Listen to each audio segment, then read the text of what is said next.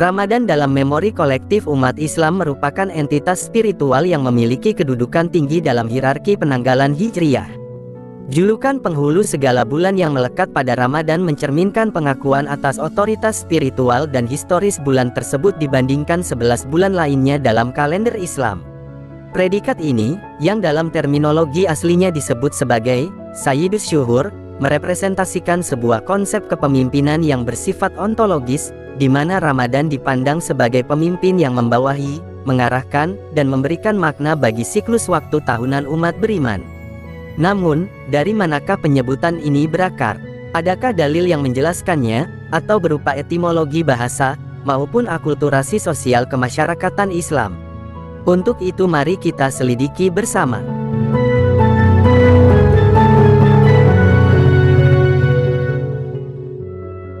Pertanyaan mengenai legitimasi penyebutan Ramadan sebagai penghulu bulan, secara fundamental bersandar pada literatur hadis yang diwariskan oleh para ulama klasik.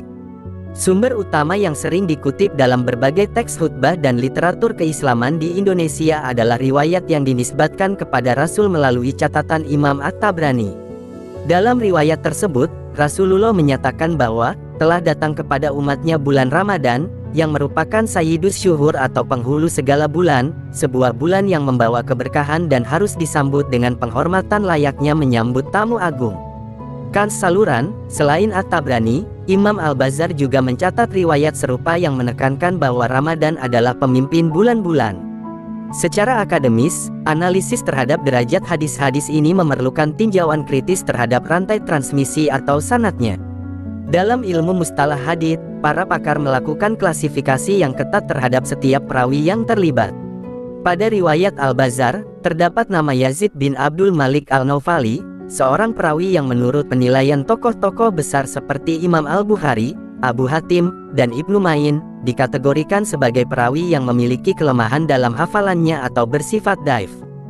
Dampak dari keberadaan perawi tersebut menyebabkan beberapa ulama hadis kontemporer, termasuk Syekh Muhammad Nashiruddin Al-Albani, mengklasifikasikan hadis yang secara eksplisit menyebut Ramadan sebagai penghulu segala bulan ke dalam kategori hadis yang sangat lemah, atau bahkan tidak dapat dijadikan dasar hukum secara mutlak.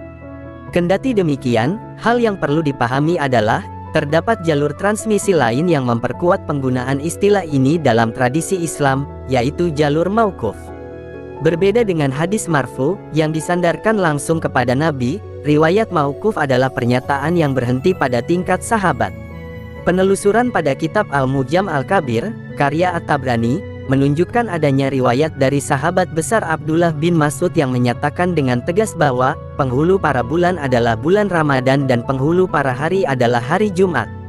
Kans saluran, dalam struktur otoritas keagamaan, perkataan sahabat sekaliber Ibnu Mas'ud mengenai keutamaan ibadah seringkali dianggap memiliki landasan yang bersumber dari pengajaran Nabi, sehingga tetap memiliki nilai legitimasi yang tinggi bagi para fuqaha dan mubalik dalam memotivasi umat, di mana kedudukan Ramadan sebagai penghulu bulan, secara fungsional disejajarkan dengan kedudukan hari Jumat sebagai penghulu hari. Sebagaimana hari Jumat memiliki keistimewaan berupa kewajiban salat Jumat dan waktu-waktu mustajab untuk berdoa, Ramadan memiliki keistimewaan berupa kewajiban puasa sebulan penuh dan malam Lailatul Qadar. Dengan demikian, kendati terdapat salah satu dari kategori hadis dengan melihat kualitas perawinya membuat keterangan hadis ini dhaif, namun sisi lain dengan sandaran mauquf Ibnu Mas'ud, secara matan, hadis yang menyatakan Ramadan sebagai penghulu bulan adalah sahih atau setidaknya bernilai hasan.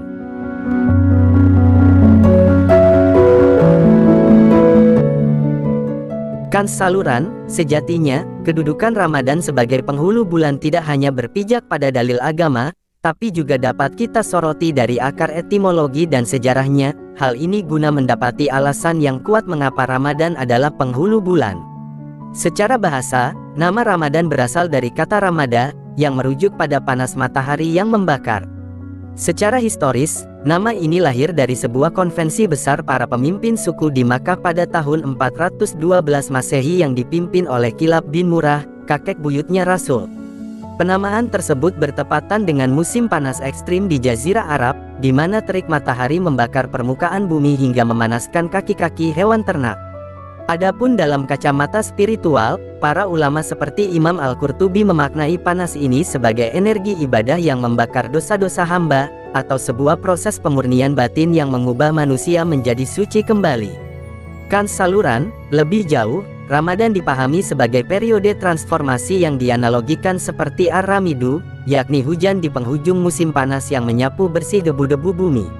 Melalui struktur bahasa Arab, kata Ramadan mengandung makna intensitas yang meluap-luap, menunjukkan bahwa ampunan dan keberkahan di bulan ini berada pada level tertinggi dibandingkan bulan lainnya. Meski nama-nama bulan ini sudah ditetapkan jauh sebelum masa kenabian, perlu diketahui dalam kalender hijrah kata Ramadan adalah menggantikan nama kuno bulan tersebut yang sebelumnya disebut Natik, dan pengukuhan administratifnya difinalkan pada masa Khalifah Umar bin Khattab. Sejak turunnya kewajiban puasa pada tahun kedua Hijriyah, Ramadan resmi bertransisi dari sekadar bulan ke-9 dalam kalender menjadi bulan suci yang memegang kepemimpinan atas seluruh bulan dalam setahun. Dengan demikian atas akar etimologinya Ramadan merupakan bulan purifikasi dan transformasi total.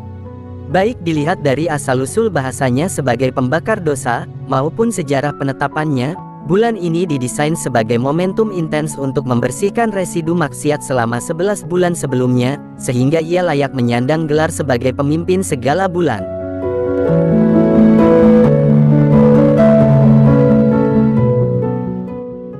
Setelah selesai dengan persoalan dalil dan akar etimologi mengapa Ramadan disebut penghulu bulan, selanjutnya mari kita tinjau bagaimana akan akulturasi yang terjadi di Nusantara, atau bagaimana istilah penghulu bulan ini paten oleh Muslim Indonesia.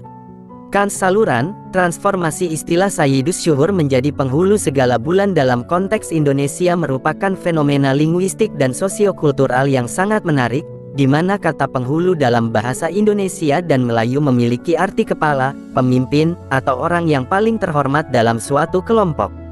Penggunaan kata ini untuk menerjemahkan kata Sayyid, yaitu tuan atau pemimpin, mencerminkan cara masyarakat Nusantara memahami otoritas Ramadan dalam skema waktu spiritual mereka. Dalam sejarah Nusantara, penghulu bukan sekadar kata sifat, melainkan sebuah jabatan resmi keagamaan yang sangat krusial dalam struktur kenegaraan kerajaan-kerajaan Islam. Di Jawa, posisi penghulu ageng atau kiai penghulu merupakan otoritas tertinggi dalam urusan hukum syariat, pendidikan agama, dan pengelolaan Masjid Agung. Di Kesultanan Palembang, terdapat jabatan Pangeran Penghulu Nata Agama yang bertindak sebagai kepala kerohanian kesultanan. Begitu pula di Minangkabau, di mana penghulu adalah pemimpin adat yang menjaga integritas suku. Sehingga dengan menyematkan gelar penghulu pada bulan Ramadan, masyarakat Muslim Nusantara secara implisit memberikan pengakuan bahwa Ramadan memiliki otoritas hukum dan spiritual atas waktu-waktu lainnya. Ramadan dipandang sebagai pejabat agung dalam kalender Tuhan yang bertugas melakukan audit terhadap amalan manusia dan memberikan syafaat bagi mereka yang tunduk pada aturan-aturannya.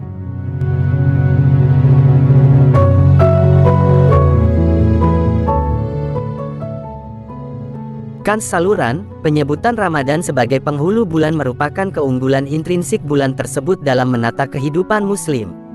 Gelar Sayyidus Syuhur yang berakar dari hadis dan berkembang melalui etimologi pembakaran dosa, menemukan bentuknya yang unik di Nusantara melalui istilah penghulu, yang syarat dengan wibawa kepemimpinan agama. Ramadan menjadi penghulu bulan karena menawarkan peluang transformasi yang tidak dimiliki bulan lain, pengampunan total melalui pembakaran maksiat, peningkatan kualitas diri melalui Al-Quran, dan penguatan struktur sosial melalui sedekah. Keberhasilan seorang Muslim dalam mengikuti Ramadan dapat diukur dari seberapa besar perubahan positif yang dibawanya ke 11 bulan berikutnya. Dengan demikian, Ramadan tetap menjadi standar moral dan spiritual tahunan bagi umat Islam, sebuah kompas waktu yang selalu dinanti kehadirannya sebagai tamu agung dan pemimpin yang membawa cahaya hidayah bagi seluruh alam. Semoga bermanfaat, dan terima kasih.